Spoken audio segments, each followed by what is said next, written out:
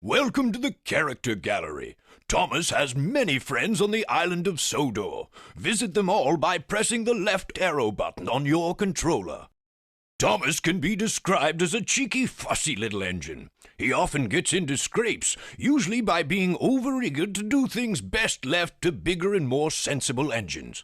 But clouds never last long in Thomas's life, and he's soon bustling about again, playing his part in the yard and on his very own branch line, of which he is extremely proud. James is a medium-sized engine. His 6 driving wheels are not as big as Gordon's and not as small as Thomas's. He has a fine scarlet coat and brass dome and likes to think of himself as a really splendid engine. This can occasionally lead to highfalutin ideas about the sort of work suitable for such a noble creature. Invariably, they land James in trouble. Percy is the junior member of the principal team of engines. He's a happy little chap who's normally quite happy puffing around the yard with no particular desire for adventure in the great world outside. He is always keen to oblige, a fact of which the other engines are apt to take advantage. Henry is a long, fast engine. He has a thoroughbred look, and, like all thoroughbreds, tends to be somewhat highly strung and prone to illness. But he has his new shape now, and, sympathetically driven, he'll give any engine a run for its money. Mavis is a feisty young diesel engine who works at the quarry. She's full of her own ideas and doesn't take kindly to advice. She has a lot to learn about trucks, but with Toby's help, she's learning to be a really useful engine. Gordon is the senior member of the engine family, the fastest and most powerful of my string, and he knows it. He's good-hearted, though, and always willing to forgive, and use his superior strength to help smaller engines out of trouble. Toby is old-fashioned, both in looks and outlook. Every engine, no matter how old, wants to be really useful, and, having once nearly been scrapped, Toby is always happy to work.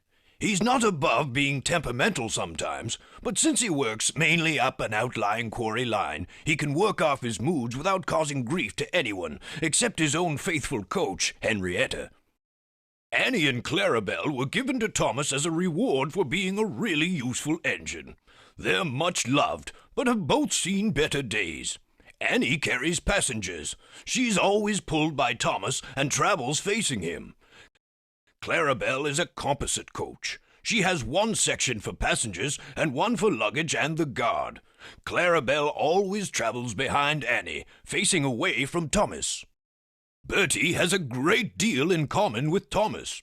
Ever since their great race, they've been the firmest of friends. Bertie's strongest characteristic is his friendly grin and his readiness to help any engine prepared to admit that just sometimes roads have their uses as well as rails.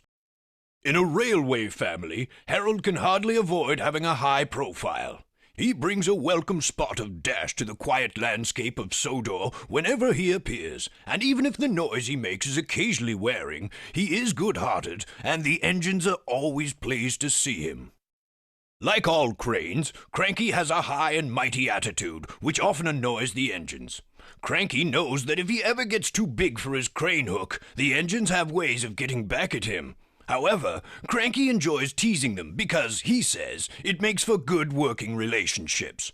But don't ask Percy if he agrees.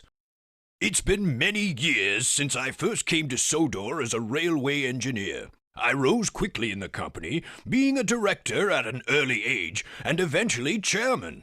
My imposing appearance, no less than my firm but kindly handling of both engines and staff, earned me the affectionate nickname of the Fat Director. Then, after nationalization, when I was awarded a knighthood for my services to the railway industry, I became Sir Topham Hatt, the Fat Controller.